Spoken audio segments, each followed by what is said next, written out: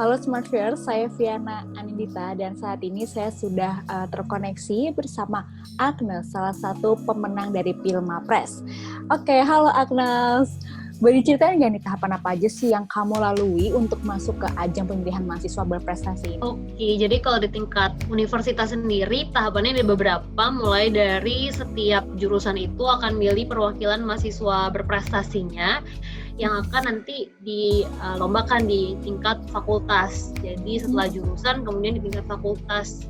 Nah, di tingkat fakultas ini dari setiap jurusan kan ngirim masing-masing perwakilannya. Kemudian pilihlah siapa perwakilan dari fakultas masing-masing. Kebetulan aku mewakili Fakultas Humaniora. Dari tingkat fakultas dilombakan akhirnya tingkat universitas. Jadi setiap fakultas dan perwakilannya masing-masing akan berlomba di tingkat universitas. Kemudian di tingkat universitas ini kurang lebih mereka mencoba mereplikat tingkat nasionalnya. Jadi ada kegiatan debatnya, kemudian ada gagasan kreatif, dan sesi tanya jawab dan semacamnya. Kemudian setelah terpilih di tingkat universitas, barulah kita masuk ke tahap yang nasional. Untuk yang tahap nasional ini dimulai dari seleksi berkas. Jadi semua berkas-berkas dari kampus, kemudian semua legalitas itu dikumpulkan. Nah, dari tingkat, dari yang seleksi ini itu ada sekitar 600, kemudian terseleksi akhirnya yang mengumpulkan berkas hanya sekitar 400-an, barulah kita masuk ke tahap seleksi bahasa Inggris dan juga kewarganegaraan, pengetahuan wawasan kewarganegaraan. Nah, dari seleksi ini kemudian dipilih lagi, nah baru masuk seleksi yang terakhir yaitu gagasan kreatif. Gagasan kreatif ini karya tertulis yang kemudian dari gagasan kreatif baru dipilih finalis yang nanti masuk langsung ke babak nasional. Aku terpilih menjadi 21 finalis dari program sarjana untuk masuk ke babak nasional. Tapi belum selesai karena di babak nasional itu juga ada tahapan-tahapannya lagi. Ada total 4 babak. Yang pertama itu seleksi gagasan kreatif. Jadi kita akan mau presentasi mengenai gagasan kreatif yang sebelumnya udah kita ajukan. Kemudian yang kedua adalah tahap bahasa Inggris. Kurang lebih seperti debat pengetahuan kita tentang apa yang terjadi sekarang di dunia dan juga di Indonesia. Kemudian nanti kita akan tanya jawab dengan peserta lainnya. Kemudian diskusi kelompok. Dan yang terakhir adalah prestasinya sendiri. Kita akan ditanya-tanyain dan diverifikasi mengenai prestasi yang kita punya, kemudian kontribusi kembali ke masyarakat yang kita berikan, seperti itu. Jadi banyak banget tahapannya dari tingkat universitas sampai di tahap nasional. Oke, itu maksudnya ada pasti jenjang waktu yang maksudnya rentang waktu yang cukup lama. Nah, pada saat itu apakah sudah dimulai nih seleksi itu kan kamu kan sempat menang salah satu finalis yang menang di Pilmapres BINUS kan. Nah, pada saat itu tuh sebetulnya dari jarak Pilmapres itu sampai ke tahap yang kamu ikutin kemarin itu berapa lama dan sebenarnya via apa sih? Karena kan juga lagi pandemi kan. Nah, pada saat itu tuh gimana tuh proses lamanya, proses seleksinya juga seperti apa? Sebenarnya aku udah terpilih di tahap universitas kalau aku nggak salah tuh sekitar bulan Februari atau Maret. Nah, kemudian kita langsung persiapan untuk tahap nasional. Waktu itu kita prediksinya tahap nasional akan mulai tahap LLDikti dulu harusnya. Jadi setiap universitas swasta akan berkompetisi di tahap LLDikti untuk melombakan setiap universitas swasta Jakarta, berarti kita wilayahnya LLDikti 3. Nah, kemudian di tahap ini itu kita prediksinya di bulan April, tapi ternyata pandemi. Jadi itu waktu itu nggak ada kabar sama sekali dari Kemdikbud. Kemudian yang terjadi adalah kita mencoba gimana caranya supaya gagasan kreatif itu bisa dipersiapkan dengan lebih baik, dimatangkan dalam waktu itu. Tapi karena pandemi akhirnya juga jadi nggak ada urgensi untuk membenahi yang gimana-gimana. Kemudian kita nunggu 6 bulan. Ternyata di bulan Juli atau Agustus waktu itu mulai, atau Juni mungkin, itu mulai rame bahwa sekarang dipindah online semua persiapannya. Jadi selama periode itu emang lumayan nge-freeze, kita nggak ngapa-ngapain. Terus ketika H-3, H-4 itu mulai panik semuanya. Jadi baru gagasan kreatifnya revisi di sini, revisi di situ. Kurang lebih kayak gitu sih. Oke, kesulitannya seperti apa sih untuk melakukan proses proses pemilihan dari online gitu? Karena kan pasti kan akan lebih mudah face to face kan, tapi karena adanya pandemi jadinya harus secara online semuanya. Seperti apa tuh kesulitan yang kamu hadapi?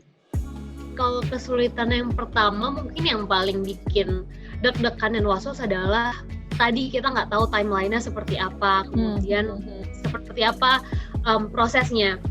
Dan selama ini kan BINUS punya pengalamannya di tingkat LL-Dikti, jadi kita taunya LL-Dikti ini gini biasanya mengajukan pertanyaan, kemudian simulasinya akan seperti ini. Tapi ketika langsung dialihkan ke nasional, nggak ada tahap LL-Dikti, kita lumayan was-was. Oke, jadi seleksinya nanti akan berdasarkan apa ya, bagaimana ekspektasinya apa aja. Jadi mungkin agak keteter di situ, kita bingung mau mempersiapkan dari mana. Dan biasanya kalau dari Kemendikbud lumayan mepet-mepet ngasih anjuran atau ngasih kayak pedomannya. Jadi ya kita hanya bisa mengikuti anjurannya Kemendikbud, apa yang bisa dipersiapkannya waktunya jadi lebih singkat kayak gitu sih Kak. Oke, nah kalau misalnya untuk kesulitannya, masih ngebahas tentang kesulitannya ya, tadi kan ngebahas tentang dari offline ke online gitu ya. Dari semua tahap yang udah kamu lewati, yang tadi pemilihan secara universitas dulu, terus ada pemilihan sampai ke nasional, itu tahap mana yang menurut kamu yang paling sulit? Mungkin bukan tahapnya spesifik, tapi lebih ke salah satu materi yang paling susah menurutku adalah gagasan kreatif. Karena di situ kita harus mengajukan permasalahan dan solusi apa yang kita ajukan terhadap permasalahan tersebut berkaitan dengan SDG, Sustainable Development Goals. Nah, sepanjang sejarah yang aku dengar juga dari tim yang ngebantuin aku sampai tahap nasional, BINUS itu biasanya paling kelabakan atau paling kesulitan di bagian gagasan kreatif, karena mahasiswanya itu susah menulis dan memaparkan idenya dalam bentuk tulisan. Jadi mulai dari babak kampus, seleksi kampus, itu udah ditanyain mau bikin gagasan kreatif apa, kemudian emang bisa atau tidak gagasan kreatifnya terwujudkan atau aplikasinya terwujudkan proposalnya. Sama juga halnya dengan yang di tahap nasional, bagian yang sesi di mana mereka mempertanyakan dan nanya-nanya soal gagasan kreatif, itu aku paling deg-degan karena aku ngerasa seperti wah udah dibilang kayaknya susah, terus kemudian ditanya-tanya lagi sama dosen-dosen, jadi lebih deg-degan lagi. Mungkin di situ sih yang paling bikin deg-degan. Dan kebetulan di tingkat nasionalnya aku selalu dapat urutan pertama karena namaku AG, jadi secara alfabetikal pertama, jadi lebih deg-degan lagi. Tapi udah gak deg-degan karena kan udah terlewati ya semuanya ya, udah sampai juara 3. Udah selesai. Nah, kalau misalnya ngebahas tentang perihal tahap mana yang tadi yang paling sulit, apa aja nih mungkin kegiatan yang paling berkesan selama kamu ngikutin kompetisi tersebut? Kegiatan yang paling berkesan secara keseluruhan dari tingkat universitas. Dari tingkat universitas mungkin yang debat di Kijang, di mana kita ada seleksi yang tingkat fakultas semuanya dalam bahkan, karena menurutku di situ pertama kali ngerasain berdebat dengan teman-teman yang mungkin achievement-nya sama hebatnya, kemudian punya proposal dan gagasan kreatif yang beda-beda, meyakinkan dosen, dewan juri, di situ pertama kali berhadapan langsung. Jadi mungkin di situ sih yang paling berkesan. Oke. Nah, kalau misalnya di tahap dari nasionalnya sendiri apa nih? Di tahap nasionalnya menurutku paling berkesan apa saja yang tadi yang nanyain ide kreatif, walaupun menurutku pertanyaan ide kreatif itu paling berkesan sih, karena pagi-pagi urutan pertama, kemudian aku jadi sebenarnya bisa diacak, ada yang bisa bahasa Inggris dulu, ada yang bisa dapat gagasan kreatifnya dulu, ada juga yang bisa dapat achievement-nya dulu. Nah, aku tuh kebetulan pas banget hari pertama jam 8 pagi dapatnya gagasan kreatif. Bangun-bangun ketemu dosen harus mempresentasikan itu, jadi wah sulit ya. Oke. Nah, tapi kalau untuk persiapannya sendiri apa aja yang kamu persiapkan selama mengikuti proses pemilihan Pilmapres sendiri? Tentunya namanya Pilmapres, pemilihan mahasiswa berprestasi, yang paling dilihat dulu adalah prestasi apa aja yang udah dipunya, yang dimiliki oleh si mahasiswa tersebut. Jadi dari pihak SCAC itu ngebantu juga untuk ngesortir achievement apa yang kira-kira poinnya, bobotnya itu paling tinggi, supaya nanti langsung bisa dikonsiderasi. Jadi yang pertama adalah point mapping dulu, kita ngelihat achievementnya seperti apa. Nah, achievement itu dilihat lagi Kak, jadi semakin achievementnya sesuai dengan jurusan, achievementnya tidak dipotong. Kalau achievementnya berkelompok, itu nanti nilainya juga dipotong setengah. Jadi banyak banget requirement yang harus dilihat mengenai achievement itu. Satu, point mapping achievement. Kemudian persiapan mengenai si gagasan kreatifnya. Jadi aku dibantu dengan dosenku Mas Faisal Karim dari Hubungan Internasional. Itu beliau membimbing aku untuk membuat gagasan kreatif.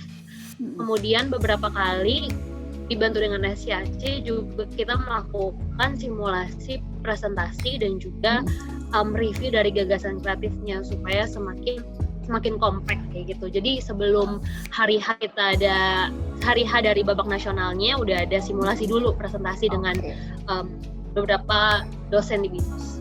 Oke, nah kalau untuk persiapan yang dilakukan oleh BINUS untuk mendukung kamu dalam mengikuti Filmapres ini apa aja? Dua itu sih kebetulan. Yang pertama adalah aku di-assign dengan satu dosen yang memang fokusnya atau penelitiannya juga memiliki pengalaman di karya tulis yang aku coba gagas. Kemudian yang kedua adalah presentasi dan juga review dari beberapa profesor dan juga dosen di BINUS mengenai karya tulisku. Beberapanya contohnya adalah Prof. Tirta dan juga ada Dr. Juneman. Oke, berarti BINUS memang benar-benar juga membantu ya untuk mempersiapkan segala untuk kamu menghadapi proses pemilihan Filmapres ini ya. Oke, nah terakhir nih aku mau nanya, apa aja nih tips yang mungkin bisa kamu kasih supaya atau berupa motivasi atau dorongan kepada teman-teman kamu mahasiswa untuk mengikuti ajang-ajang yang pastinya berharga seperti ini dan juga pasti membanggakannya itu melalui Filmapres. Apa aja nih kira-kira? Kalau tipsnya berhubung sekarang baru masuk mahasiswa baru, jadi kalau bisa dari awal itu udah terinspirasi untuk menjadi salah satu mahasiswa berprestasi, at least di BINUS. Dan dari situ karena udah punya pikiran, wah mau jadi mapres, jadi makin aktif berkegiatan, ikutlah UKM yang mungkin cocok sama kamu, cocok dengan jurusanmu, karena itu kan dilihat nanti di penghitungan poin, terus aktif berprestasi di situ. Jangan takut gagal, pasti kalau dalam proses mencari achievement, mencari penghargaan itu banyak kegagalannya, tapi jangan berhenti cuman karena kalah sekali, wah nggak bisa kak, kayak gitu. Dan seperti itu. Terus tentunya karena aku kemarin ada pengalaman soal gagasan kreatif dan aku takut, terus ditantang gimana caranya supaya enggak harus berani, harus yakin. Jadi jangan takut ketika ada tantangan, dicoba aja terus, dan pasti dari jurusan, dari fakultas, bahkan dari kampus sendiri itu akan mendukung sepenuhnya dengan resources yang dimiliki. Oke. Bisa menjadi motivasi yang pasti ya, inspirasi. Semoga kamu juga bisa menjadi inspirasi kepada para mahasiswa-mahasiswa baru nih, freshman yang pada baru mulai kuliah supaya bisa punya prestasi di bidang apapun sebenarnya. Cuman kan ini salah satu jalan yang bisa mereka capai supaya bisa berprestasi dan memiliki relasi yang pasti ya. Betul, ya kan? Betul. Punya pengalaman, punya pengetahuan baru seperti itu. Oke, thank you Agnes atas waktunya. Thank you Sukses sudah mengundang terus. aku. Jangan bosan ya kita wawancara terus ya. Kita udah berapa kali ya ketemu mulu ya. Terima kasih Oke. banyak. Terima kasih, sukses buat Agnes. Semoga sehat selalu. Terima kasih semuanya. Thank you Agnes.